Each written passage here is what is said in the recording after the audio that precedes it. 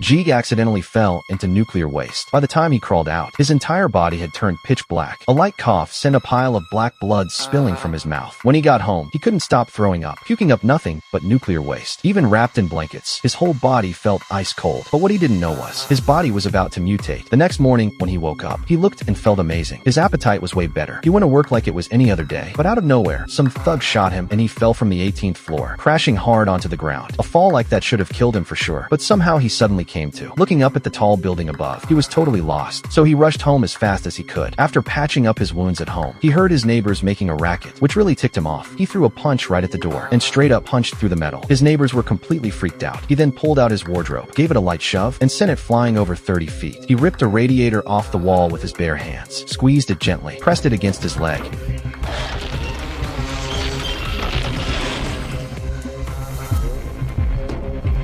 and the radiator bent instantly. That's when he got a bold idea. He walked up to an ATM and started pounding on it with his fists. Then he grabbed the machine with both hands and with all his strength, ripped the whole ATM right out of the wall. With the cash, Jeeg bought a bunch of food, then went to change his bandages, but was shocked to find his wounds had completely healed and his body had gotten way stronger. Just then, he heard screaming outside his door. Jeeg stepped out to see some thugs harassing his neighbor. As they dragged his neighbor into the apartment, Jeeg crashed straight through the glass window. One of the thugs immediately threw a punch at Jeeg, but it didn't do any damage. Jeeg grabbed the thug by his pants, lifted him into the air, and threw him hard across the room. The other thugs tried to jump in, but Jeeg took them all down easily. Their leader was so scared he bolted. That night, Jeeg found a blueprint the leader had dropped. When he opened it, it turned out to be their route plan for robbing an armored truck. The next day, the gang set up an ambush on the roadside with their guns. Before long, the armored truck appeared.